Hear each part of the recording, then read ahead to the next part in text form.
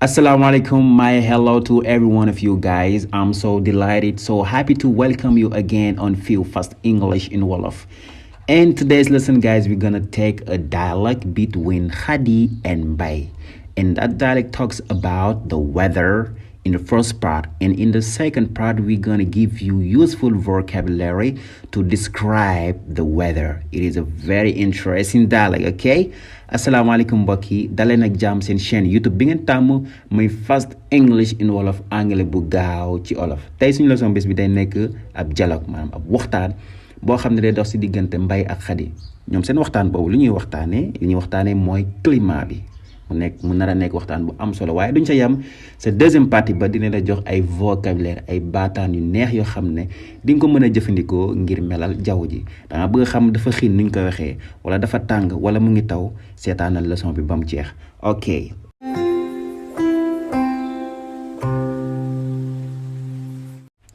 Ok guys, so let's go ñu lire dialogue bi firi ko kon bàyyi waa leen xel bu baax a baax baat yi nuñ koy prononcer te aussi tamit bépp baat boo xam ne xamoo leen ko woon wala nga koy soog a xam nata ko bind ko mu gën a yokk sa vocabulaire ok nañ dem Xadi moo njëkk wax mu ne hey Mbaay how was your day hey Mbaay how was your day Mbay noo def naka sa journée hey bii ngeen gis nu mu ndawee nii ab nuyoo la fépp fi nga mën a waxee hi mën nga fa wax hey anglais dañ koy jëfandikoo ñu bàyyi si xel bu baax mu ne ko hey Mbay how was your day mu ne ko Mbay noo def naka sa journée naka sa bis Mbay ne ko it was a terrible day Khadi because the weather was not good.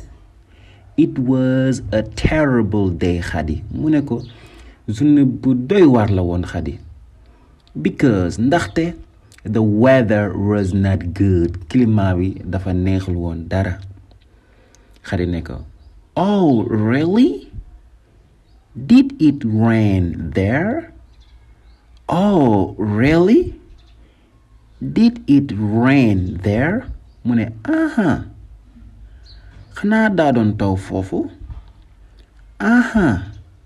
xanaa daa doon taw foofu Mbay tontu ko ne ko yes it was raining cats and dogs. How is the weather in your city? Yes it was raining cats and dogs. How is the weather in your city? mu ne ko waaw da doon taw lu méttee métti waaw nu climat bi def ci seen dëkk ñu xoolaat phrase bi ci kaw guys nee na it was raining cats and dogs loolu nag firiwul ne da doon taw ay xaj ak i muus ndax soo ko doon firi baat pat baat loolu la lay jox ndax cats mooy ay muus dog mooy ay xaj waaye nag anglais su waxee ne it was raining cats and dogs tekkiwul ne asamaan si da doon taw ay xaj ak i muus déedéet waaye anglais lim si jublu mooy maanaam da doon taw gu metti loolu ay waxinu anglais la anglais dafa am ay waxin comme ni ko olof di waxee waaye yooyu yëpp dinañ ci ñëw incha allah indi leen ay idiom yu garaaw yu doy waar yoo xam ne anglais dañ koy jëfandikoo ci suñu leçon yi di ñëw incha allah kon it was raining cats and dogs mooy da doon taw yu metti right mu ne how is the weather in your city mu ne nu climat bi def ci sa dëkk ci seen dëkk Mbay ma ko wax loolu Xadi jël mu ne ko it was drizzling this morning but now it's sunny and I enjoy sunny weather. What's your favorite weather? mu ne ko it was drizzling this morning mu ne tey si suba de daa doon wiccal drizzling mooy wiccal di wis but now waaye jamono ji it's sunny naaj bi génn na dafa naaj and I enjoy sunny weather te man dama bëgg aw naaj lool naaj moom dama ko bëgg. What's your favorite weather? Waaye yow ban climat sax moo la gënal kon loolu la ko laaj Mbay ne ko I like cloudy weather so much. rain it's not my cup of tea because it makes me feel lazy. I like cloudy weather so much. Mu ne ko man dama bëgg climat bu nice trop. Climat bu nice dama ko bëgg lool. Rain is not my cup of tea because it makes me feel lazy.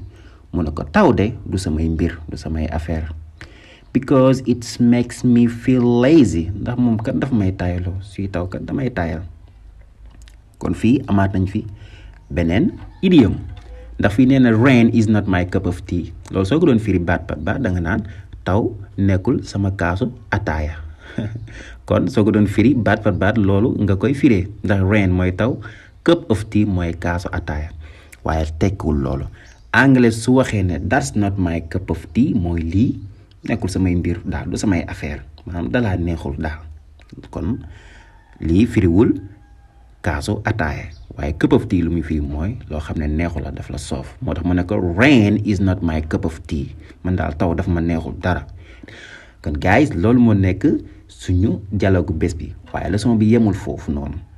Nañ dem ci deuxième partie bi xool ay vocabulaire yu doy waar yoo xam ne mën nga koo jëfandikoo su fekkee da ngay melal jaww ji. First English in wolof anglais bu gaaw ci olof. Ok nañ dem ci partie numéro 2 bi. Vocabulary about weather ay baataan yu jëm ci climat bi. Bi ci njëkk mooy sunny. Sunny mooy naaj wi génn sunny. Soo bëggee wax ne naaj bi dafa génn neel it's sunny naaj bi génn na. It's sunny naaj bi génn na. Beneen bi ci tegee mooy snow mooy suñu ñaareelu baat bi.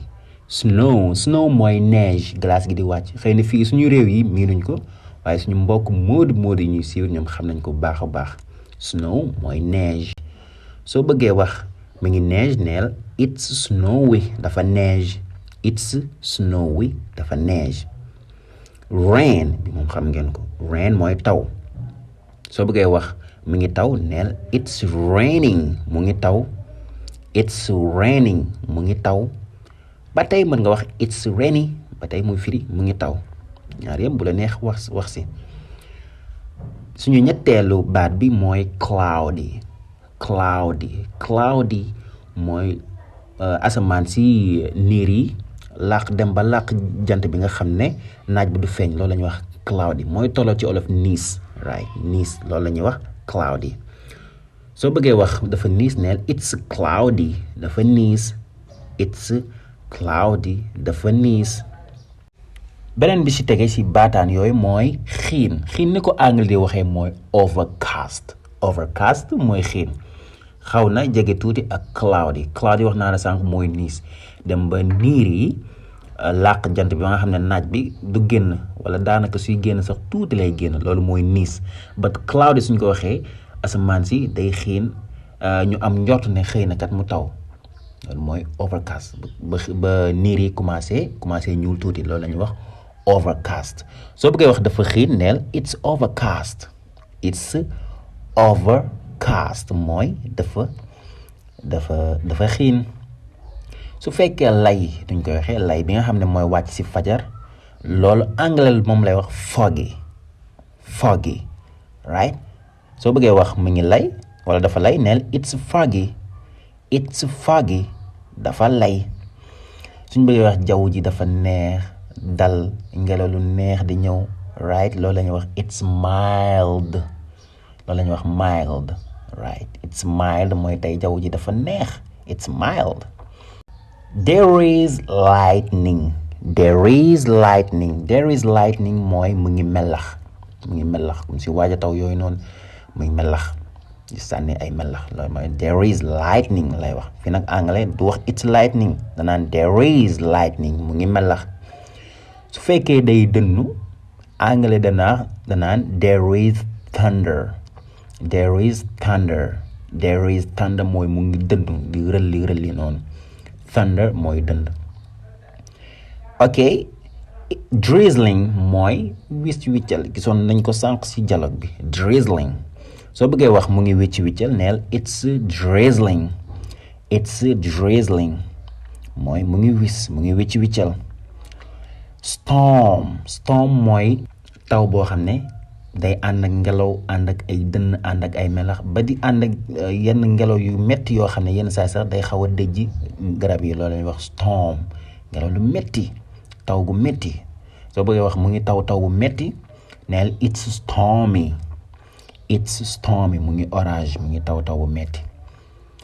mu ngi ngelaw anglais dañ koy waxee mooy it's windy mooy mu ngi ngelaw. Wind kese mooy ngelaw soo bëggee wax mu ngi ngelaw neel it's windy right. beneen vocabulaire bi si topp mooy xon France di ko wax arc-en-ciel mooy su tawee ba si yàgg noonu yenn saa suñu xoolee si kaw asamaan si dinañ gis ay couleurs yu feeñ ay vert jaune rouge bleu yu demee noonu loolu la anglais di wax rainbow loolu anglais di wax rainbow. jox leen si exemple nga ne after a heavy rain the rainbow appears. After a heavy rain the rainbow appears mu ne gannaaw taw gu metti gi xon wi feeñ na. gannaaw taw gu metti bi xon wi feeñ na. bi mujj gaay ci vocabulaire yi mooy mbënn inondation anglais di ko wax flood anglais loolu lay waxee inondation. Example nga ne the flood damaged the houses. The flood damaged the houses mu ne inondation yi mbënn mi yàq na kër yi right. kon loolu moo nekkoon suñu leçon bés bi xëy na jàngeen si ay vocabulaire yu bëri ak expression yu bëri di leen woy di abonné di partager te aussi tamit su fekkee abonné ko si chaîne bi abonnel kon ba beneen yoon ak seen chaîne YouTube Fast English in Wolof. Goodbye.